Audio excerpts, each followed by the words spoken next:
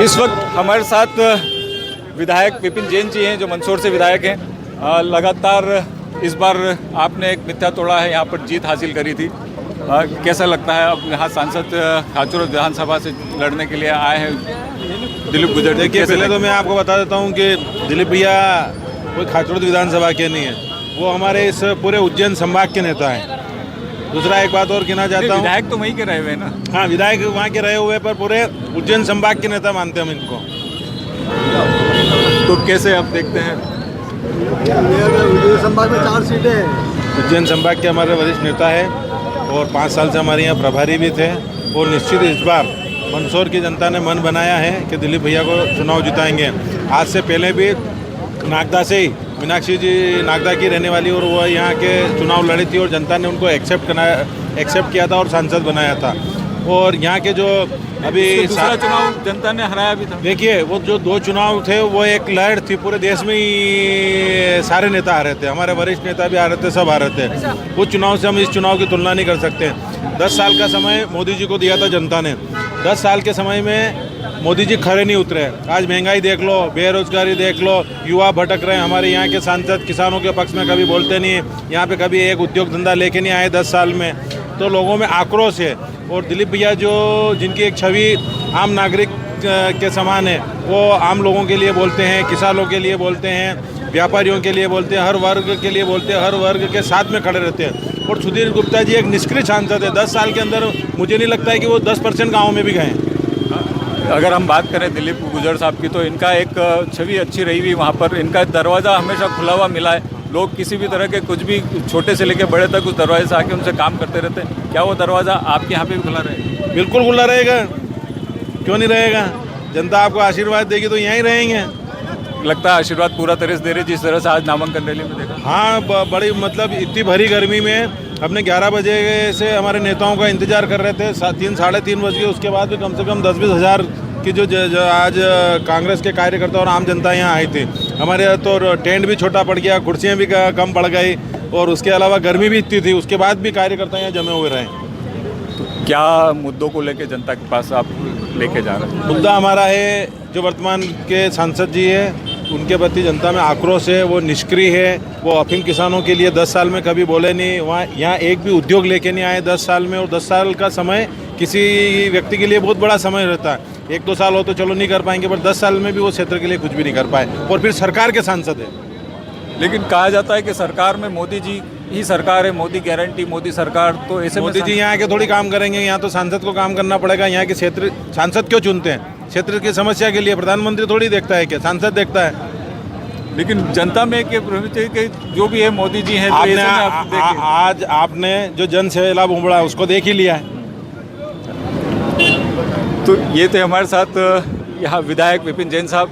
स्पष्ट बात है कि यहाँ पर जो भी मुद्दा है वो बेरोजगारी और यहाँ की उन्नति विकास को लेकर है। अब ये देखने वाली बात होगी कि किस तरह का जनता यहाँ पर वोट करती है, विकास को चुनती है या 10 साल के मोदी गारंटी को देखती है। मैं राशिद खान, नागदा न्यूज़। इस वक्त हम मंदसौर लोकसभा में हैं। आज दिलीप गुजर ने अपना नामांकन भरा है। यहाँ पर जिला पंचायत सदस्य भी हैं, हम इनसे भी जानने की कोशिश करेंगे। क्या नाम है आपका? डीपी धाकड़। धाकड़ जी, आज की सभा के लिए इतना हुजूम आया, कैसे देख रहे हैं आप? देखिए, ये कांग्रेस के पक्ष में किसानों का जो माहौल बना है वो है, ये सत्य की लड़ाई है। और अगेंस्ट भाजपा जो झूठ बोल रही है, गांव का आदमी कम पढ़ा लिखा है, वो उनका लिविंग स्टैंडर्ड कमज़ोर है, लेकिन जो भाजपा रोज़ झूठ बोल रही है वो अब समझ में आ रहा है। बार बार इनका झूठ बोलना और धरातल पे कुछ नहीं होना। इन्होंने कहा था किसान की आमदनी दुगनी होगी, हमारा किसान बर्बाद हो रहा है। इन्होंने कहा था हम राम को लाए हैं, तो जनता समझ रही राम को कौन लाने वाला है। और जनता ये भी जानती है कि राम की राह क्या है। और गौ हत्या करके गौ हत्या करने वाले व्यापारियों से 250 करोड़ का चंदा लेना, और यहाँ जनता में वो चंदा बांटा जाता है। अब जनता समझ गई है गौ हत्या का पैसा हमारे घर में नहीं आने देंगे। क्या नाम है आपका? डीपी धाकड़, जिला पंचायत सदस्य पिपलोदा। आपका नाम था? तरुण भाईती, जिला पंचायत सदस्य नीमच से हैं। लगातार 10 साल से यहाँ पर सांसद सुधीर गुप्ता जी रहे, आपका क्षेत्र रहा हुआ है। और ऐसे में एक बाहर से प्रत्याशी दिलीप गुजर आते हैं। मीनाक्षी जी पिछली बार हार चुकी होती है, इससे पहले वो जीती भी होती है। तो क्या लगता है इस बार प्रत्याशी आपको? तो कोई बाहरी होता नहीं। अटल बिहारी वाजपेयी जी लखनऊ जाकर चुनाव लड़ते हैं, नरेंद्र मोदी जी बनारस जाकर चुनाव लड़ते हैं, है ना। लेकिन जनता में नहीं, ये मीडिया की उपज है कि बाहरी प्रत्याशी नज़दीक से लगा हुआ नागदा है। और लोकसभा चुनाव लोकतांत्रिक और संविधान का चुनाव है, इसलिए सभी लोग कहीं से भी चुनाव लड़ सकते हैं। और मुख्य बात जो आप पूछ रहे हैं कि क्या माहौल है, तो सुधीर गुप्ता जी से हर वर्ग का व्यक्ति यही सवाल कर रहा है कि हम युवाओं को जवाब दो, पिछले 10 सालों का हिसाब दो। 10 साल में सुधीर गुप्ता जी किसी गाँव में नहीं गए, किसी के शादियों में शामिल नहीं हुए, किसी के शौक में शामिल नहीं हुए, टैंकर के अलावा कोई विकास नहीं किया। हम उनसे उनका हिसाब पूछ रहे हैं, उनका हिसाब क्या है। एक महत्वपूर्ण बात एक और हम ये भी कह रहे हैं आपसे कि जो भाजपा की झूठ बोलो जोर से बोलो नीति है, पहले चरण के चुनाव के बाद फुस हो गई है। 102 लोकसभा के बाद नरेंद्र मोदी को लग चुका है कि देश अब उनकी बात में नहीं आने वाला, इसलिए वो हिंदू, मुसलमान, गौमांस, गौ हत्या और मंगलसूत्र, इस प्रकार की देश की पाकिस्तान जैसी बातें कर रहे हैं। वो उनकी बौखलाहट दर्शा रही है कि अब देश में कमल नहीं खिलेगा और कांग्रेस से पंजा आने वाला है। लेकिन कहा जा रहा है कि मोदी की गारंटी है, मोदी की गारंटी है, मोदी की गारंटी पे पूरा मिनिस्टर बना हुआ, मोदी की गारंटी पूरा देश है और युवा, तो उस मोदी की गारंटी को आप कैसे देखते हैं? यही तो अहंकार है। कोई व्यक्ति अहंकार रूपी शब्दों में अपनी बोले कि मैं भगवान से ही बड़ा हो गया, मेरी गारंटी। अरे भाई, हो तो धरती इंसान आप एक जननेता हो, अगर आप प्रधानमंत्री हो, जनता के हो। ऐसा कोई प्रधानमंत्री नहीं हो जिसने अहंकार की भाषा बोली हो, चाहे मनमोहन सिंह जी हो, उससे पहले भाजपा के अटल बिहारी वाजपेयी जी बोले अहंकार की भाषा कभी किसी प्रधानमंत्री नहीं बोली। ये अहंकार की भाषा है, ये झूठ की गारंटी है। किस तरह से आप विकास देखते हैं अब यहाँ पर? अगर कांग्रेस जीतती है तो उसका विकास किस तरह से आपके? देखिए, जितना विकास देश में हुआ, आप देखिए कि 10 सालों में कोई IIM खुला, हमारे क्षेत्र में नहीं खुला। मेडिकल कॉलेज की जहाँ तक बात है, मतलब कमलनाथ जी सरकार ने दिया। हर जगह जो विकास हुआ उससे 10 सालों में कोई विकास की बात नहीं है, सिर्फ हिंदू मुसलमान की और धार्मिक भावनाओं को भड़काने की बात है। विकास के नाम पे आप देखिए सारे पूरे सरकारी कर्जे में चल रही है, सारे रिजर्व बैंक का पैसा खत्म हो गया। कहाँ गया पैसा? सारी सब कुछ बेच दिया गया, अडानी अंबानी को सब बेच दिया, एयरपोर्ट बेच दिए, पेट्रोल पंप बेच दिया, हमारी सारी संपत्तियाँ बेच दी, LIC बेच दी। आखिर पैसा जहाँ आ रहा है, विकास होता तो हमें दिखना चाहिए। क्या नाम है आपका? राजेश भरावा, जिला किसान कांग्रेस अध्यक्ष। ज़्यादातर किसानों पे हमला होता है, किसानों को 2-2 हज़ार रुपये सरकार देती भी है और उसके बाद तो उसको आप कैसे देखते? देखो, केवल 2,000 रुपये देने से किसान परिवार का भविष्य उज्जवल नहीं हो सकता है, ना किसान परिवार के बच्चों का भविष्य उज्जवल हो सकता है। अभी वर्तमान जो परिस्थिति चल रही है, जो आज दिल्ली में किसानों को 700 किसान को मौत के घाट उतरना पड़ा, केवल इसके लिए कि उनके खिलाफ 3 कानून लाए गए थे। आज सरकार की नीयत नीति खराब थी, इसलिए वापस उन्होंने कानून लिए, पर 700 किसानों की जान चली गई। इस पूर्व में आप देखिए, मंदसौर से 5-7-8 हमारे किसान भाई परिवार को गोलियों से छीना गया, तो किसान के प्रति कोई भावना नहीं है। दूसरी बात ये है, आप कह रहे हैं कि किसानों के यहाँ पर गोलीकांड भी हुआ था, पूरे देश में हंगामे हुआ था, लेकिन उसके बावजूद भी यहाँ से भारतीय जनता पार्टी की कैंडिडेट जीत रहे हैं। भारतीय जनता पार्टी लोकतांत्रिक व्यवस्था से चुनाव नहीं जीत रही है, ये एक बात कह दूँ। और अभी जो वर्तमान परिस्थिति, जो जन सैलाब उमड़ा है, ये केवल कांग्रेस के कारण नहीं उमड़ा है, ये जन सैलाब लोगों में क्रांतिकारी आ गया है। क्योंकि अब लोगों को पता चल गया कि लोकतंत्र खतरे में, कोई सरपंच का चुनाव नहीं होने वाला। अगर ये चुनाव अगर नरेंद्र मोदी 400 पार जीत गया तो सरपंच का चुनाव भूल जाना, जनपद, जिला पंचायत, मंडी सब भूल जाना। संविधान को बदल देंगे। दलित भाई, आदिवासी, OBC जितने लोग हैं, उनको अपना खतरा सामने दिख रहा है। तो ये सब कारण और महंगाई के कारण ऑटोमेटिक पब्लिक में क्रांतिकारी उन्माद है, और क्रांतिकारी उन्माद के कारण कांग्रेस के पक्ष में लोग घर से बाहर निकल गए। और निश्चित रूप से अब की बार कांग्रेस की सरकार बनेगी, राहुल गांधी की। कैसे देखते हैं यहाँ पर इनकी जीत को आप? दिलीप गुज्जर का चुनाव जीतने का एक महत्वपूर्ण कारण बता दूं मैं आपको। एक तरफ व्यापारी है और एक दूसरी तरफ किसान का बेटा है। दिलीप गुज्जर का पृष्ठभूमि जो है, 4 बार से विधायक है, निर्दलीय विधायक है, वो जनता के बीच जाते हैं, वो किसान परिवार में रहते हैं, गरीबों के घर जाते हैं। सुधीर गुप्ता का आप 10 साल का रिकॉर्ड उठा देख लो, किसी भी गाँव में अभी तक नहीं गए, किसी आम जनमानस से नहीं मिले। वो केवल पैसे, अभी भी टिकट धन बल से टिकट लाए, धन बल से चुनाव जीतने की उनकी जो परिपाटी, उस पर वो आत्मनिर्भर है। लेकिन हम और हमारे नेता और हमारी पार्टी के लोग कार्यकर्ता पे निर्भर हैं, और कार्यकर्ता की जोश और शक्ति के साथ हम चुनाव जीतेंगे। तो कहा जाता है कि मोदी की गारंटी अभी सब पे भारी चल रही है। मोदी की गारंटी झूठ की गारंटी है। मोदी की जितनी भी गारंटी थी, 15 लाख की गारंटी झूठ निकली, 2 करोड़ युवाओं के रोजगार की बात झूठ निकली, 3,000 रुपये महिलाओं को देने की बात झूठ निकली, 2700 रुपये में गेहूँ खरीदने की बात झूठ निकली। तो ऐसे तमाम मुद्दे झूठ के हैं, और झूठ से अब जनता और आज का सोशल मीडिया जो है, भले ही ये मीडिया को खरीद लेते हैं, लेकिन सोशल मीडिया को नहीं खरीद पा रहे। सोशल मीडिया से जनमानस को सब खबर है कि मोदी झूठ है। पंजीयन के 2 लाख रुपए देने का वादा करा था, अब 5-5 साल हो गए लोगों के लिए, अभी तक पंजीयन का फ़ायदा नहीं दिया। क्यों पंजीयन बनवाए थे? ये जनता को बहकाने के लिए है या जनता को लुभाने के लिए? बस मैं और कहूँगा, मतलब शिकायत तो बहुत है जिसका कोई ठिकाना नहीं है। अब इस शिकायत को आप कैसे दूर करें? अब शिकायत तो दूर जब होती है जब इंसान काम करता है। काम लुभाना दे दो और काम नहीं करो, शिकायत ही शिकायत है।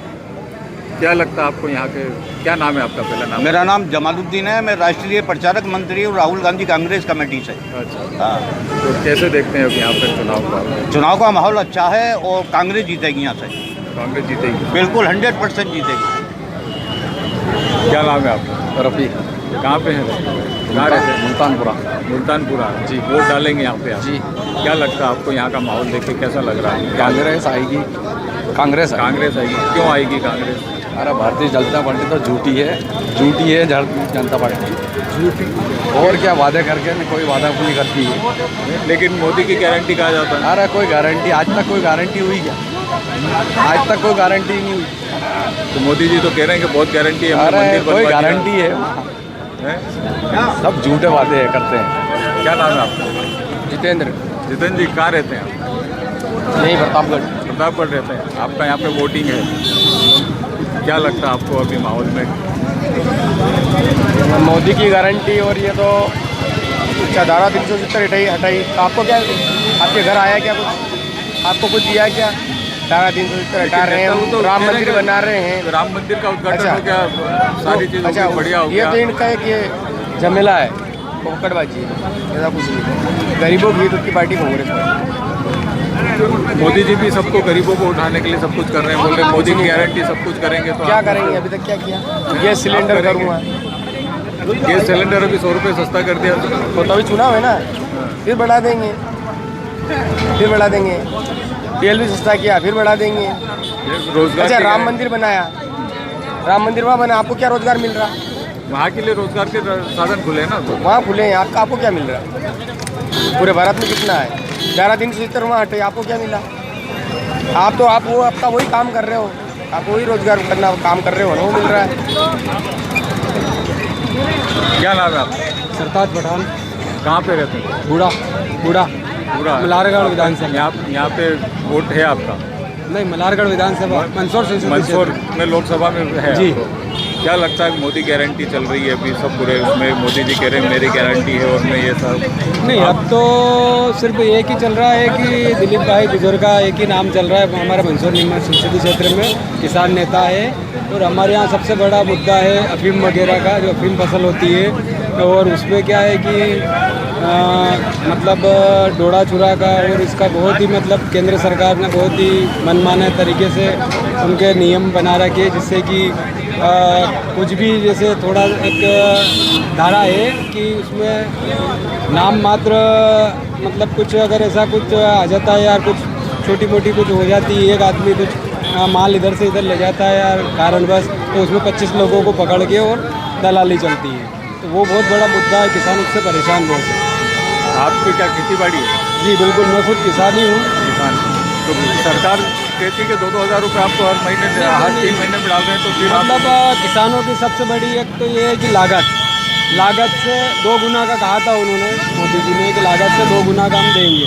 अब लागत हमारी इतनी बढ़ गई है, उन्होंने खेती किसानी के जो कीटनाशक वगैरह है, खाद है, इन पे उन्होंने GST बढ़ा दिया और इतना मतलब उन्होंने मतलब खेती को महंगी कर दिया है और इधर भाव मतलब इतना कम कर दिया है और भी विदेश से मतलब और माल भी मंगवा लेते हैं। आयात निर्यात नीति भी सही नहीं है, तो इससे और किसान पिट गया। इसलिए किसान का मुद्दा एक ही है कि यहाँ किसान नेता चाहिए हमको, कोई व्यापारी नेता नहीं चाहिए। चलिए और देखते हैं। क्या नाम है साहब? क्या नाम है आपका? मेरा नाम मुरलीधर। मुरलीधर जी, कहाँ से हैं? बड़वन से बड़वन से। यहाँ लोकसभा में आपका वोट है है ना? तो क्या लगता है यहाँ की लोकसभा के अंदर दिलीप गुजर और एक तरफ सुधीर गुप्ता जी? दिलीप गुजर कांग्रेस जीतेगी।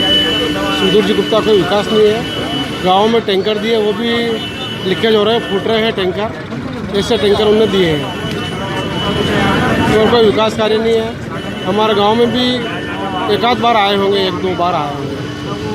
तो गांव में कुछ इस तरह के विकास कुछ करे। कोई विकास ने केवल टैंकर दिए पानी के, वो भी लीकेज वार है। बस एक 80-90 जगह टैंकर है, 2-2 लाख रुपए बता रहा है वो।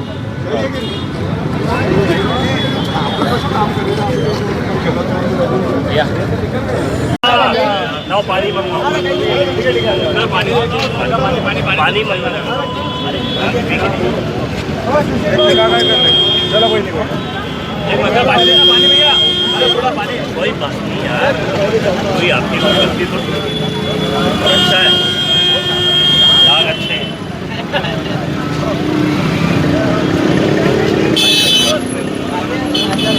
आ गया दिलीप गुजर जिंदाबाद, दिलीप गुजर जिंदाबाद।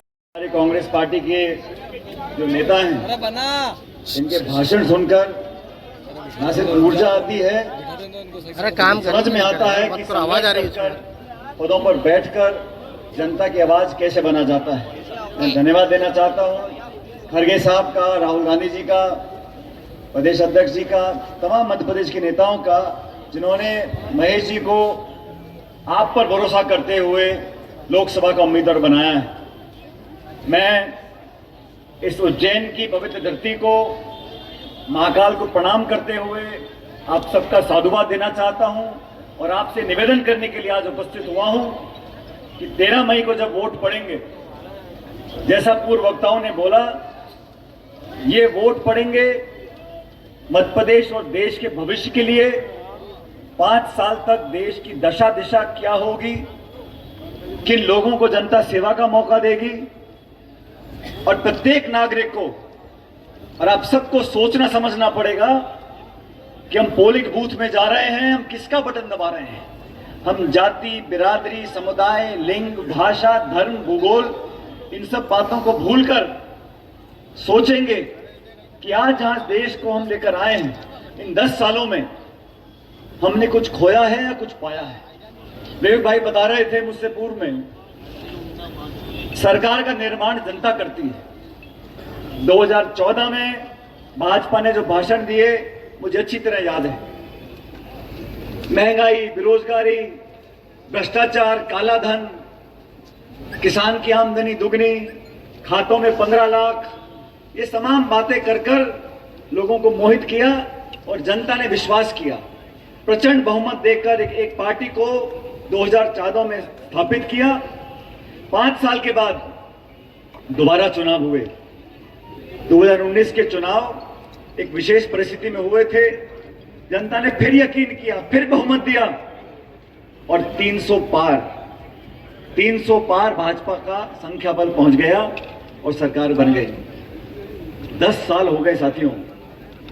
इन 10 सालों में पिछले कार्यकाल में विशेष रूप से भाजपा ने जो काम किया, 3 काले कानून बनाए किसानों के खिलाफ,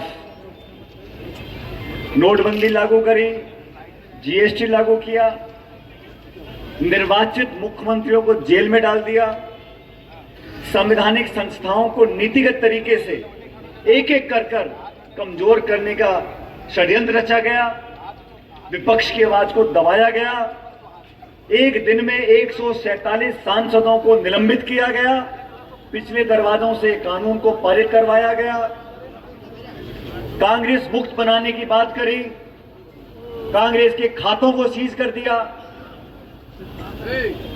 चंडीगढ़ के महापौर के चुनाव में आपने देखा होगा, निर्वाचन अधिकारी खुद बैठकर कलम से वोटों को खराब कर रहा है। सुप्रीम कोर्ट को हस्तक्षेप करना पड़ा, तब जाके न्याय हुआ। इलेक्ट्रॉल बॉन्ड से हजारों करोड़ रुपए चंदा वसूली करी। ये सब काम बीजेपी ने किए जब 300 पार हुआ। अब नया नारा है 400 पार।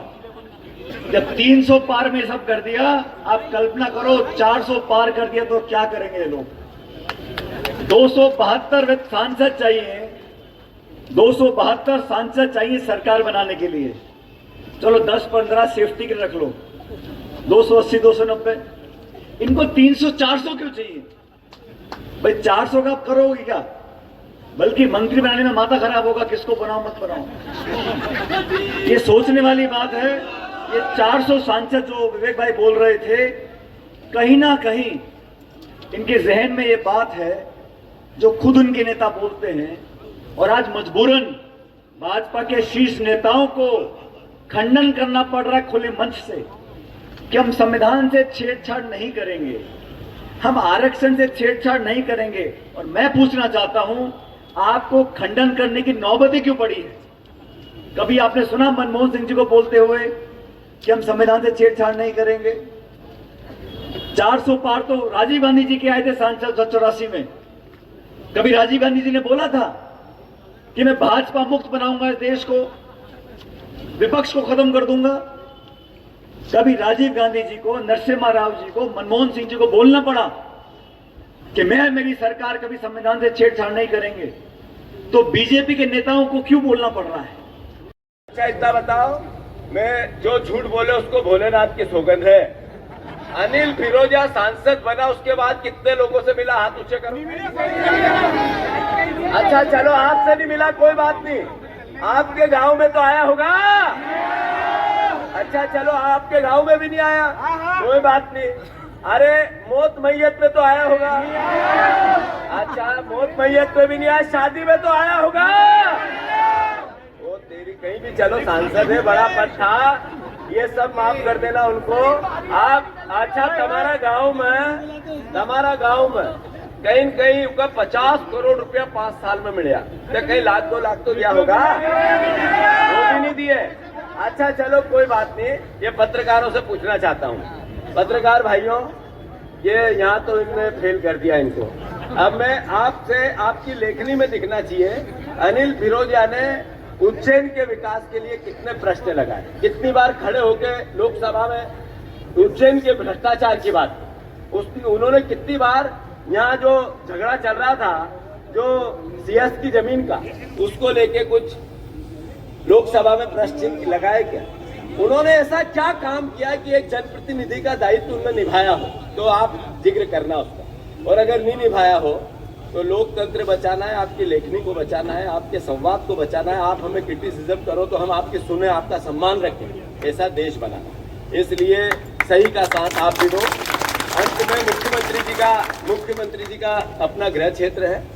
मोहन यादव जी हर हफ्ते यहाँ आते हैं, चाय पीते हैं, पान खाते हैं, कहीं किसी के यहाँ रात को चले जाते हैं, अच्छी बात है। और ये भी अच्छी बात है कि जिस शहर का मुख्यमंत्री होता है उस शहर को भी गौरव होता है। इसमें किसी प्रकार का कोई हम नेगेटिव बात करें ठीक नहीं है। पर मोहन यादव जी, आप यहाँ के मुख्यमंत्री है, तो यहाँ शराब माफिया बेखौफ क्यों घूम रहा है, उसकी लगाम क्यों छूट गई? इसका उत्तर तो प्रदेश की और उज्जैन की जनता मांगती है। कौन है शराब माफिया? मोहन यादव जी। ये भू माफिया उज्जैन से इंदौर पहुंच गया, वहां पे भी काम चल रहा है। आप यहाँ मुख्यमंत्री हो तो ये भू माफियाओं की लगाम क्यों छूट गई, इसका उत्तर दो। अरे आपको बताना पड़ेगा कि आप यहाँ मुख्यमंत्री हो। मुख्यमंत्री क्या होता है बताऊं? सिर्फ आदमी को औरत और औरत को आदमी नहीं बना सकता है, बाकी सब काम कर सकता है, याद रख लेना। अरे एक लाइन महाकाल के भ्रष्टाचार की अगर मुख्यमंत्री जांच की लिख दे तो कल हो जाए, जिसकी मूर्तियां उड़ी थी हमारे महाकाल लोग की। मैं अनुरोध करता हूं मोहन यादव जी, आप मुख्यमंत्री बने, आपको विधायकों ने नहीं चुना, आपको जनता ने भी नहीं चुना, आपको पर्ची ने, मोदी जी की पर्ची ने चुना। तो मैं अनुरोध करता हूं कि आप महाकाल लोग की आप जांच क्यों नहीं कराते, अब भ्रष्टाचार की जांच क्यों नहीं कराते? क्या कारण है कि उज्जैन के आप गृह मंत्री भी प्रदेश के हो, बीजेपी के सरपंच की उसकी पत्नी की हत्या हो गई, अपराध बेखौफ है, अपराधी बेखौफ है। इसलिए मुख्यमंत्री से सवाल बनते हैं या नहीं बनते हैं? अरे बनते हैं कि नहीं बनते हैं? और मैं चेतन छोटा भाई है मेरा, सीट तो मिलेंगी। मैं तो ये कहता हूं जीतू भाई, अगर आपको 5 सीट भी मिल गई तो और विपक्ष की सरकार केंद्र में बन रही है, मान के चलिए 5 सीट भी मिल गई मध्य प्रदेश में हमको, इसका मतलब विपक्ष की सरकार केंद्र में बन रही है। और मैं आगे ये बताना चाहता हूँ क्यों बनना चाहिए। मैं तो खुद कांग्रेस पार्टी का वकील हूँ। जिस तरह से कांग्रेस पार्टी के खाते बंद किए गए 13 फरवरी को, सब कांग्रेस पार्टी के खाते सीज कर दिए गए, पैसा रोक दिया गया। हम लोग के ऊपर 135 करोड़ की टैक्स का डिमांड लाया गया। हम ट्राइब्यूनल में गए, हमने स्थगन आदेश की पैरवी की, जो कि 20% जमा करो पैसा तो मिल जाती है सामान्य रूप से, हमको नहीं दी गई। और जब हम पैरवी कर रहे थे तो कांग्रेस पार्टी का 135 करोड़ इनकम टैक्स डिपार्टमेंट में लेके चला गया। इसी दरमियान मार्च में कांग्रेस पार्टी को 3,650 करोड़ के डिमांड नोटिस मिले और उसके बाद ऐसा लगा कि अब कांग्रेस पार्टी ने चुनाव ही नहीं लड़ पाई। और देखते देखते अरविंद केजरीवाल जेल चले गए, मनीष सिसोदिया जेल में थे, हेमंत सोरेन जेल में है, संजय सिंह जेल में थे, अब छूटे हैं। तो लगा कि जैसे पूरे विपक्ष को जेल में डाल दिया जाएगा। ये भारतीय जनता पार्टी चुनाव चाहती ही नहीं है, ये तो संविधान को बदलना चाहते हैं। ये बाबा साहब अम्बेडकर के संविधान को बदलना चाहते हैं, इसलिए बार बार कहते हैं 400 पार, क्योंकि 400 आ जाएगा तो 2/3 उनको बहुमत मिल जाएगी और कोई भी संविधान का संशोधन हो सकता है। वो तो कम्प्लीटली संविधान को बदल देंगे। और मैं आपको आज आश्वस्त करता हूं, जिस दिन भारतीय जनता पार्टी को इस प्रकार की मेजॉरिटी मिलेगी, आप मान के चलना, जो 5 साल बाद इलेक्शन होगा उसमें खाली एक ही पार्टी होगी, वो भारतीय जनता पार्टी। जैसे पुतिन साहब को 97% वोट मिलते हैं रशिया में, इसी तरह मोदी जी को भी 98% वोट इंडिया में मिला करेंगे। अगर आप चाहते हो कि प्रजातंत्र को बचाना है, आप चाहते हो कि संविधान को बचाना है, तो यही एक मौका है। अगर आप इस मौके को चूक दोगे तो मान के चलना आपके बच्चे आपसे प्रश्न करेंगे, कि अपने माता पिता से प्रश्न करेंगे कि भाई साहब, पापा मामा, अगर जब आपको मौका था तो आपने देश का प्रजातंत्र क्यों नहीं बचाया। और जहां तक महेश जी का सवाल है, मैं तो इनके लिए पहले भी आया हूं, मुझे आज भी याद है कमलनाथ जी के साथ मैं इनके प्रचार में आया था। ये आपके अच्छे एमएलए भी थे, जान के इनको मेयर का चुनाव हराया गया था, ये सबको जानकारी है। अब ऐसे व्यक्ति को अगर आप नहीं चुनोगे, और जैसे महाकाल की नगरी में जहां पर इतनी सारी बातें जीतू जी ने बताई, कितने सारे हमको आरोपों का जांच करवानी है, इतनी सारी बातें हमको ठीक करनी है, तो वही कर सकता है जो ईमानदार व्यक्ति होता है। तो मुझे आज बहुत खुशी है कि मैं आपके बीच में आया हूँ। पूरे देश में पहले चरण के चुनाव के बाद भारतीय जनता पार्टी बैकफुट पर है। भाजपा के नेताओं में बौखलाहट देखने को मिलती है। मध्य प्रदेश में जन नौजवान किसान सब कांग्रेस पार्टी के साथ है, अच्छे बहुमत के साथ। मुझे पूरा विश्वास है भाजपा से ज्यादा सीटें मध्य प्रदेश में कांग्रेस पार्टी जीतेगी। और उज्जैन से हमारे उम्मीदवार हैं महेश परमार साहब, भारी बहुमत से जीत कर यहाँ से जाएंगे और इंडिया गठबंधन की सरकार बनेगी 4 जून को, मैं ऐसा मानता हूँ।